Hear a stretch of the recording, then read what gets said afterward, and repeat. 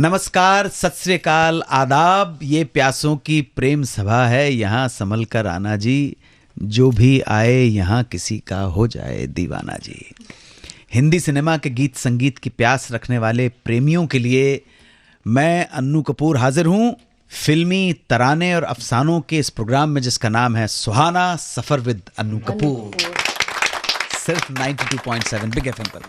मेहरबान दोस्तों, तराने हैं, अफसाने हैं, अफसानों से जुड़ी हुई हस्तियां हैं और उनकी दास्तानें हैं।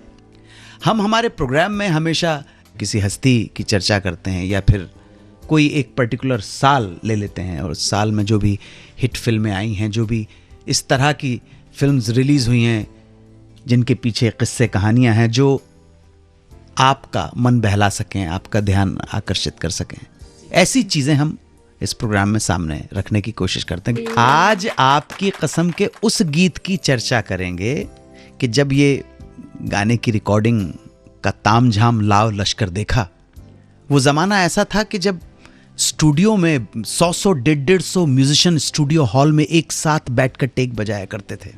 एक पर्टिकुलर गाने में बहुत ज़्यादा तामझाम था।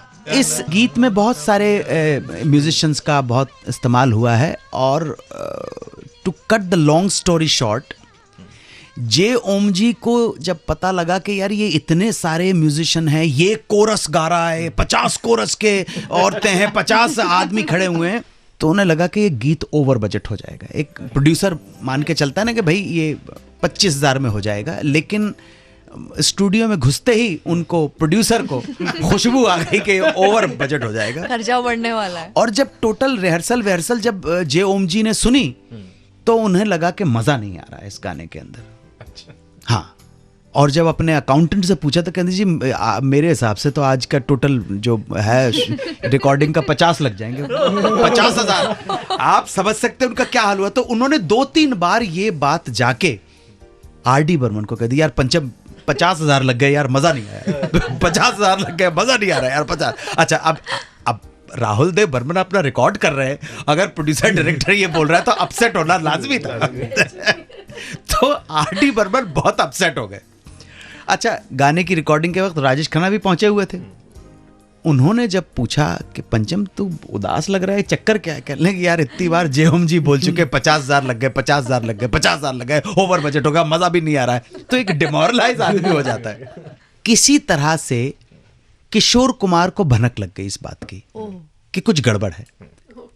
किशोर कुमार मजाहिया, नटखट, शरारती। उन्होंने जब पंचम से पूछा कि भाई तुम अपसेट क्यों नजर आ रहे हो, तो राहुल देव बर्मन ने उगल दिया, भड़ास निकाल दी कि 50,000 लग गए यार, 50 बार सुना चुके हैं। बहरहाल जब गाने की रिकॉर्डिंग हुई तो इस गाने में जब क्रिसेंडो होता है, जब बीट बढ़ती चली जाती है, तो किशोर कुमार ने ओरिजिनल गाने में गाना गाते हुए शब्द बोले हैं, अरे बजाओ रे बजाओ, ईमानदारी से बजाओ, 50,000 लग गए। बिल्कुल सच है। आगे बात करेंगे उस हस्ती की जो हमारी फिल्म इंडस्ट्री का संभवतः एकमात्र ऐसा व्यक्ति है जिसने as a story writer, as a screen play writer, as a producer, as a director, as an actor, इन सभी कैटेगरीज में अवार्ड्स जीते हैं। 1974 में उनकी एक फिल्म भी रिलीज हुई थी, बहुत इंपॉर्टेंट फिल्म है, बताऊंगा आपको थोड़ी देर में।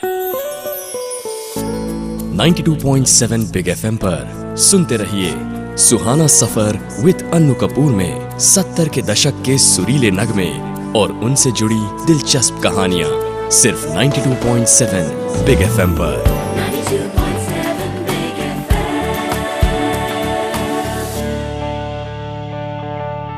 चर्चा में है साल 1974। इस साल एक फिल्म आई थी, आम आदमी की बेसिक कमोडिटी क्या होती है बताइए? रोटी कपड़ा और मकान। बस रोटी कपड़ा और मकान। 1974 में ये फिल्म रिलीज हुई थी, रोटी कपड़ा और मकान।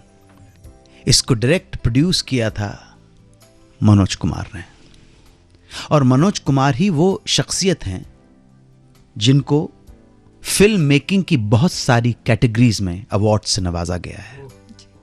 अपनी फिल्मों के विषय की वजह से, कंटेंट और थीम की वजह से लोग उन्हें भारत कुमार के नाम से भी बुलाने लगे थे।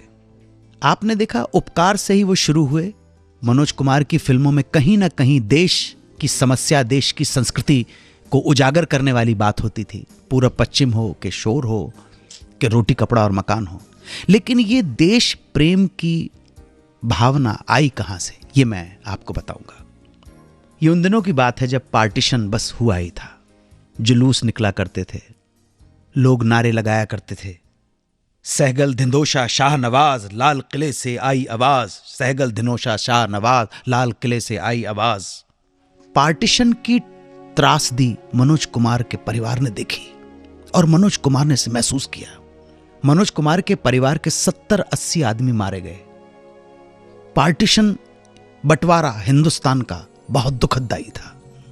इस बंटवारे में मनोज कुमार के चाचा भी हलाक कर दिए गए। मनोज कुमार अपने एक इंटरव्यू में कहते हैं, उन्हें आज भी 14 अगस्त की वो रात याद है जब पार्टीशन में भाई की मौत पर उनके पिताजी सारी रात दीवार पे सर पटक पटक के रोते रहे, कोसते रहे पार्टीशन को, धिक्कारते रहे इस बंटवारे को, पूरी रात रोते रहे और रोते रोते गुजार दी सारी रात और आ गई स्वतंत्र भारत की पहली सुबह, पहली भोर। सवेरे 4 बजे उन्होंने अपने बेटे मनोज कुमार को जगाया और बोला, नहा के तैयार हो जाओ, लाल किले जाना है। 15 अगस्त 1947 को वो उन्हें लाल किले ले गए। जय हिंद, भारत माता की जय का उद्घोष हो रहा था। इसमें मनोज कुमार के पिता भी पूरे जोश और खरोश के साथ शामिल हो गए। भारत माता की जय, भारत माता की जय, वंदे मातरम, वंदे मातरम।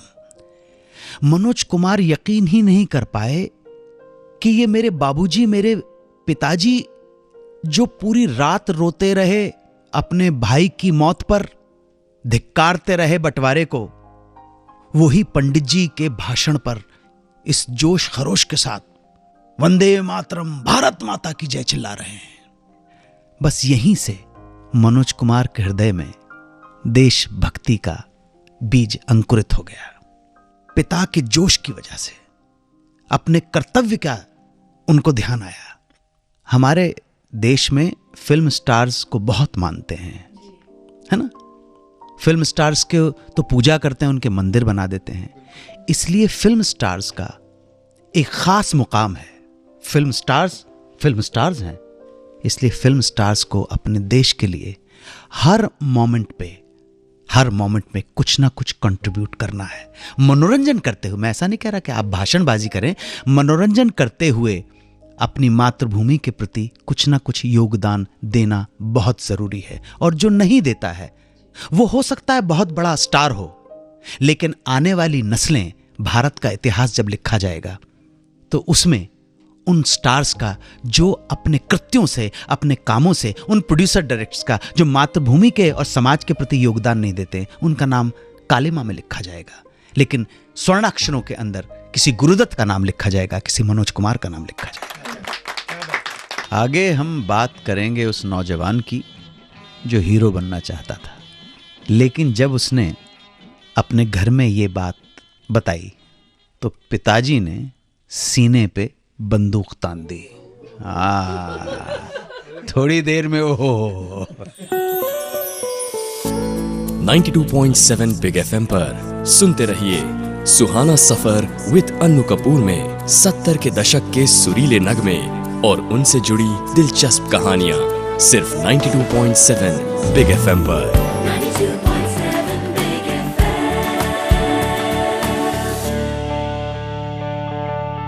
तो जनाब, बात कर रहे हैं 1974 की।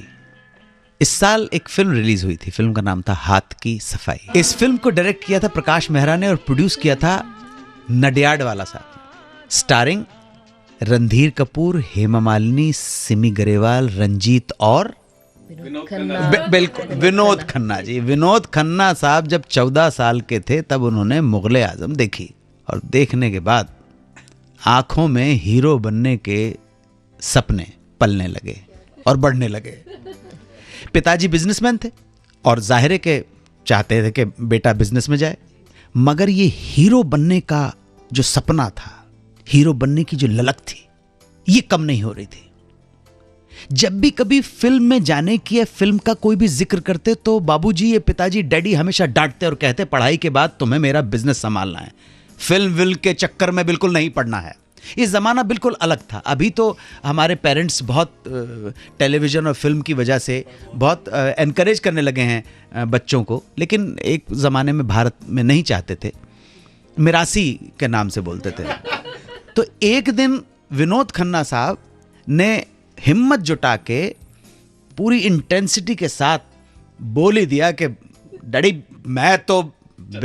मुझे तो फिल्म में जाना है।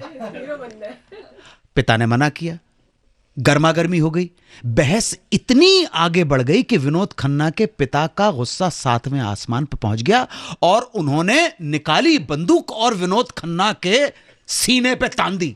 आप इमेजिन कर सकते हैं, खबरदार जो फिल्म का नाम। ये डेंजरस सीन देख के विनोद खन्ना की मां बीच में आ गई और सडनली ईश्वर ने उनके दिमाग में कुछ डाला और उन्होंने एक प्रस्ताव सामने रख दिया बाप बेटे के सामने। एक तरफ हस्बैंड, एक तरफ बेटा। उन्होंने अपने हस्बैंड से कहा, इस बच्चे को 2 साल का वक्त दे दीजिए, आश्वासन 2 साल की एक टाइम लिमिट दे दो, इस 2 साल के अंदर इसको ट्राई करने दो, आपका बेटा है, अगर 2 साल में कामयाब नहीं हुआ तो ये फिल्म का चक्कर छोड़ के आपके साथ आपका बिजनेस संभाल लेगा। अच्छा, अब कोई पिता यार सचमुच थोड़े मारना चाहता है, गुस्सा आ गया होगा कि ये कहां पे लफंगा बनने जा रहा है, तो इतना करोड़ों का बिजनेस पड़ा हुआ तो फिल्मों में गया। तो खन्ना साहब ने बीवी की बात को मान लिया और अपने बेटे को दी 2 साल की मोहलत। बेटे ने भी इसे चैलेंज समझ लिया और जुट गया स्ट्रगल करने के लिए, जोर शोर के साथ एड़ियां रगड़ना शुरू कर दिए, इधर से उधर, इस प्रोड्यूसर के दरवाजे, उस प्रोड्यूसर के दरवाजे, इस डायरेक्टर से मिलना। और बहुत कोशिशों के बाद इस नौजवान विनोद खन्ना को सुनील दत्त की फिल्म में ब्रेक मिल गया, जिस फिल्म में सुनील दत्त अपने छोटे भाई सोमदत्त को लॉन्च कर रहे थे। फिल्म का नाम था मन का मीत और इसी में लीना चंदावरकर भी थी। और यहीं से विनोद खन्ना का करियर शुरू हुआ और जमे रहे दृढ़ निश्चय और अटल इरादों के साथ 1968 में स्टारडम मिलना शुरू हुआ। आई फिल्में पूरब पश्चिम, आन मिलो सजना, हाथ की सफाई, मेरा गांव मेरा देश जैसी हिट फिल्मों के हिस्सा रहे ये। 1974 में इनकी फिल्म आई थी जो बता चुका हूं, हाथ की सफाई। जी जी, आप कुछ पूछना चाह रही हैं रश्मि? कुछ जी, विनोद खन्ना जी बेसिकली कहाँ के थे, बॉम्बे के ही थे या नहीं? देखिए, पैदा हुए थे 6 अक्टूबर 1946 को पेशावर में। पेशावर जो अनडिवाइडेड इंडिया का पेशावर था। उसके बाद जानते हैं 14 अगस्त 1947 को बंटवारे के बाद फैमिली आ गई मुंबई। अच्छा, ठीक है। मुंबई से फिर कुछ टाइम के लिए दिल्ली शिफ्ट हो गई फैमिली, वापस मुंबई आ गई। तो आप समझ लीजिए कि तकरीबन दिल्ली मुंबई के अंदर ही आना जाना चलता है। नहीं, मुंबई में फिर इनकी फैमिली सेटल हो गई। ओके जी जी। अगर आप सोच लीजिए ये कामयाब नहीं होते तो आज पता नहीं किस बिजनेस में होते।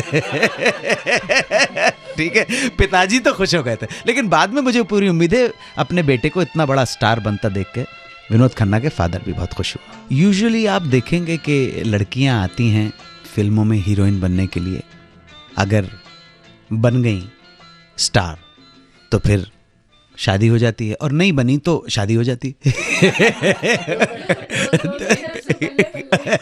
जी जी जी। लेकिन मेरा कहने का मतलब है कि फिल्मों में जब आती हैं तो वो फिल्मों में आने के बाद, हीरोइन बनने के बाद शादी करती हैं। लेकिन हम चर्चा करेंगे कि ऐसी हीरोइन की जो शादी करके फिल्मों में आई थी। बताता हूं थोड़ी देर में। 92.7 बिग एफएम पर सुनते रहिए सुहाना सफर विद अन्नू कपूर में 70 के दशक के सुरीले नगमे और उनसे जुड़ी दिलचस्प कहानियां, सिर्फ 92.7 बिग एफएम पर।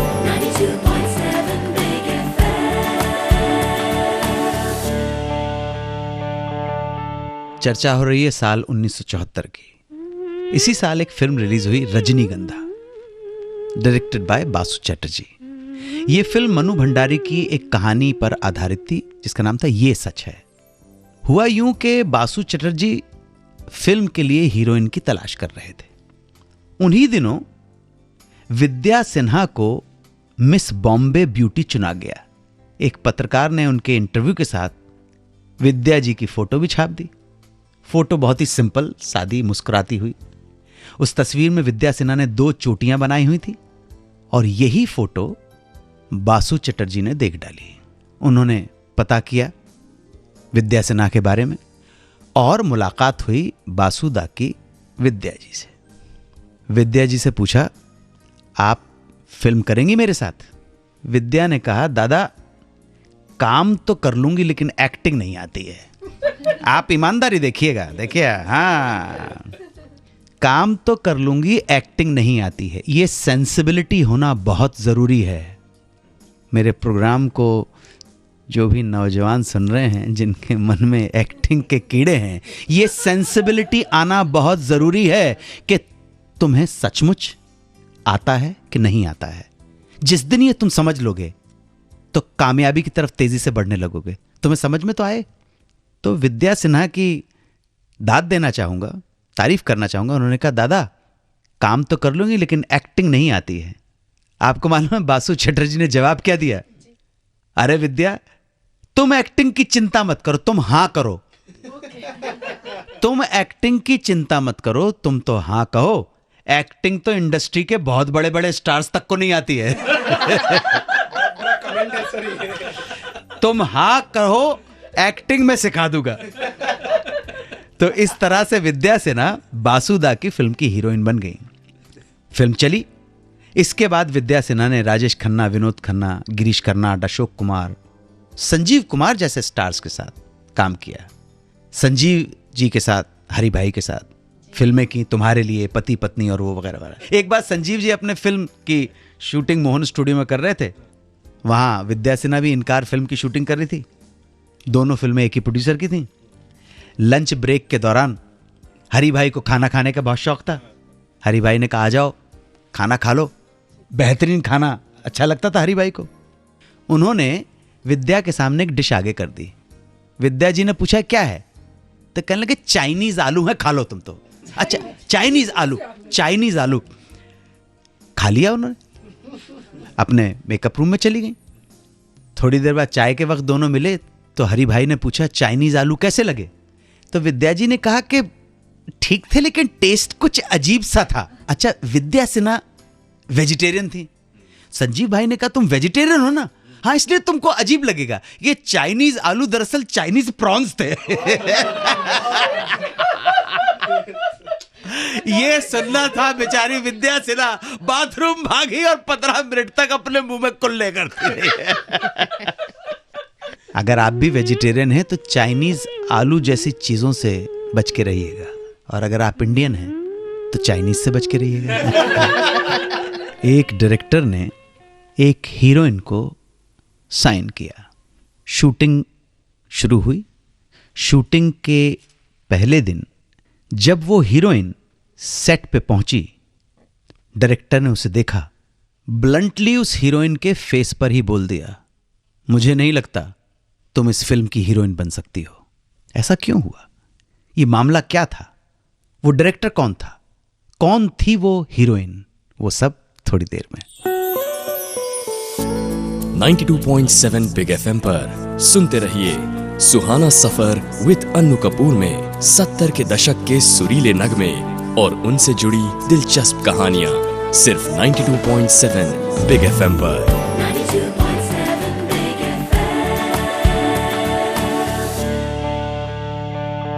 1974 में एक फिल्म रिलीज हुई थी, गीता मेरा नाम, जिसे डायरेक्ट किया था मशहूर अभिनेत्री हीरोइन साधना जी ने। साधना का नाम इनके पिता ने पिता की फेवरेट हीरोइन डांसर साधना बोस के नाम पर रखा था। और साधना कट के बारे में तो आपको पता ही है, साधना कट क्या था। एक जमाने में साधना कट पूरे हिंदुस्तान की लड़कियां साधना कट के ऊपर जाती थीं। वो हेयर स्टाइल ही साधना कट के नाम से जाना जाता है। लेकिन ये बात बहुत कम लोग जानते हैं कि इसी साधना कट की वजह से एक डायरेक्टर ने उन्हें साइन करने के बाद पहले ही दिन सेट पे कह दिया, तुम मेरी फिल्म के लिए फिट नहीं हो। साधना जी, बता रहा हूं मैं आपको। देखिए क्या हुआ कि जब साधना लव इन शिमला के लिए साइन की गई तो डायरेक्टर शशिधर मुखर्जी को लगा कि जो फॉरहेड है बहुत ज्यादा वाइड है। हेयर ड्रेसर से कहा कि कुछ कोशिश करो किसी तरह से, नहीं हुआ तो उन्हें एक सैलून ले गए, एक ब्यूटी पार्लर ले गए और उससे कहा कि इसका जो चौड़ा माथा है उसको थोड़ा सा कम करने की कोशिश करो, वरना माथा अगर बहुत ज्यादा प्रोमिनेंट होगा तो आंखें भी छोटी लगने लगेंगी। और उन्होंने कहीं से देख ली हॉलीवुड की हीरोइन ऑड्री हेपबर्न की तस्वीर, रोमन हॉलिडेज की ऑड्री हेपबर्न। ऑड्री हेपबर्न के माथे पर भी वही फ्रिल्स हैं, तो उन्होंने सैलून की जो हेयर ड्रेसर थी उससे कहा इस तरह की फ्रिल्स साधना के ऊपर ट्राई करो। हेयर ड्रेसर ने उसी तरह का स्टाइल साधना के माथे पर भी ट्राई किया। ट्राई करते ही डायरेक्टर को लगा, शशिधर मुखर्जी को, बिल्कुल ठीक है।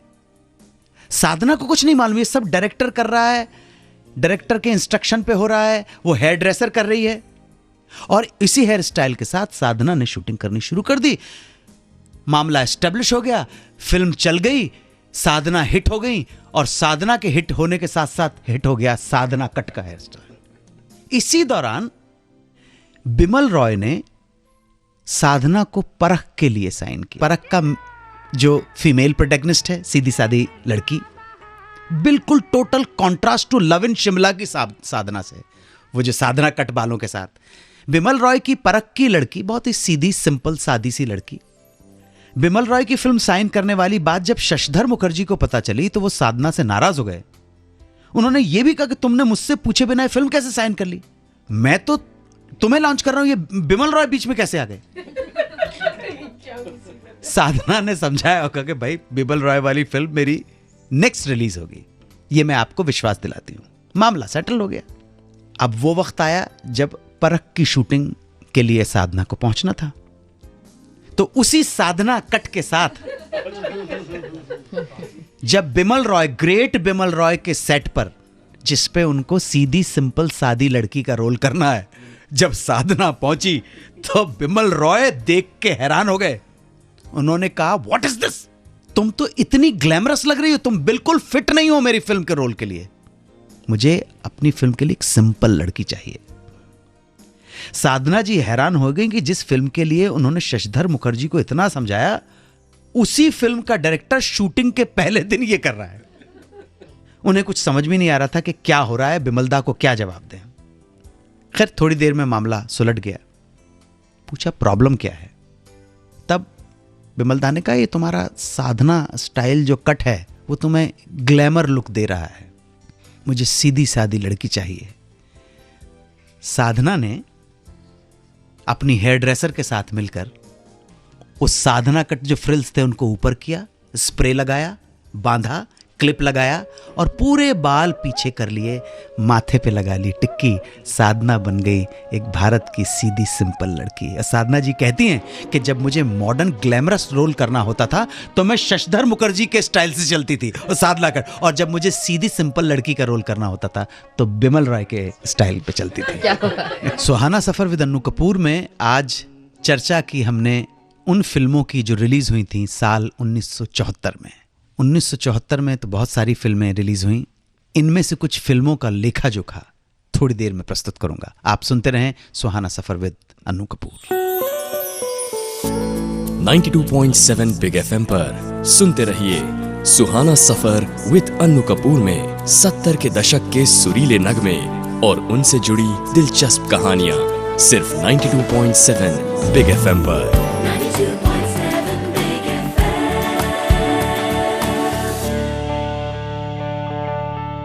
तो मेहरबान कदरदान, साल 1974 का लेखा जोखा। इस साल शशि कपूर की फिल्म रिलीज हुई थी चोर मचाए शोर। सारे गाने सुपरहिट गाने रहे। ये वो दौर था जब शशि कपूर फिल्म में काम करने का मेहनताना घंटों के हिसाब से लिया करते थे, और मैंने सुना है 1-1, 3-3, 4-4 शिफ्टों में काम किया करते थे शशि कपूर। जी, या इतना काम का वर्क प्रेशर था उनके ऊपर। इतने मेहनत की है इन दिनों उन्होंने। इसी साल सगीना महतो रिलीज हुई थी। ये फिल्म बांग्ला में भी कामयाब रही और हिंदी में भी कामयाब रही। इसमें पहली बार दिलीप कुमार ने अपनी धर्मपत्नी सायरा बानो के साथ काम किया। इसी साल राजेश खन्ना की फिल्म रिलीज हुई थी रोटी, और रोटी से ही आमद हुई थी, अराइवल हुआ था कादर खान का। कादर खान ने पहली बार इसी फिल्म में डायलॉग लिखे थे और यहीं से कादर खान का करियर शुरू हुआ था। इसी साल राजेश रोशन को ब्रेक मिला as a music director. Rajesh Roshan साहब, ग्रेट माइस्ट्रो रोशन साहब के बेटे, उनको ब्रेक मिला। Mahmood, great comedian, great actor, उन्होंने फिल्म बनाई कुंवारा बाप। राजेश रोशन का यह पहला ब्रेक था as a music director and he did extraordinary wonderful job as a music director. क्या खूबसूरत कंपोजिशन है। मजरू साहब के गीत थे। पहली बार किन्नर जाति के लोगों का, हिजड़ों का कितनी खूबसूरती के साथ इस्तेमाल किया है। सो इसी फिल्म कुंवारा बाप, ये साल कुंवारा बाप के लिए मैं बहुत बड़ी उपलब्धि मानूंगा महमूद साहब के लिए। इसी साल Sanjeev Kumar, the great versatile actor, की एक फिल्म रिलीज हुई थी, नया दिन नई रात। असल में नया दिन नई रात का सब्जेक्ट पहले गया था दिलीप कुमार के पास, और दिलीप कुमार ने ही कहा था कि मैं कर नहीं पाऊंगा, और दिलीप कुमार ने रेकमेंड किया था नाम संजीव कुमार का। नया दिन नई रात, म्यूजिक लक्ष्मीकांत प्यारेलाल। 9 रोल किए थे। नवरस जो होते हैं, नवरस के रोल किए थे संजीव कुमार ने। आज आपने लुत्फ लिया 1974 के साल का उस प्रोग्राम में जिसका नाम है सुहाना सफर विद अन्नू कपूर। चलने का समय हो गया है। अगली बार फिर आपसे भेंट होगी, नई शख्सियतें होंगी, नए अफसाने होंगे और छेड़े जाएंगे सदाबहार तराने, नगमे। सुनते रहें, हमारा साथ देते रहें, ये प्रेम बरसाते रहें। ये प्यासों की प्रेम सभा है, यहाँ संभल कर आना जी। जो भी आए यहाँ किसी का हो जाए दीवाना जी। ऐसा बरसे रंग यहाँ पर जन्म जन्म तक मन भीगे। ऐसा बरसे रंग यहाँ पर जन्म जन्म तक मन भीगे, और फागुन बिना चुनरिया भीगे, सावन बिना भवन भीगे। और ऐसी बारिश हो यहाँ पर बचे ना कोई ठिकाना जी। ये प्यासों की प्रेम सभा है, यहाँ संभल कर आना जी। इस प्यासों की प्रेम सभा में अगर आप आना चाहते हैं, इसका भाग बनना चाहते हैं, हमारे स्टूडियो में आपको आना पड़ेगा। SMS करें, नंबर है 55454। लिखिए बिग स्पेस सुहाना सफ़र और उसके बाद अपना मैसेज। आपका इंतजार रहेगा। खुदा हाफिज, जय हिंद, वंदे मातरम। 92.7 बिग FM पर आप सुन रहे हैं सुहाना सफर विद अन्नू कपूर में 70 के दशक के सुरीले नगमे और उनसे जुड़ी दिलचस्प कहानियां, सिर्फ 92.7 बिग FM पर।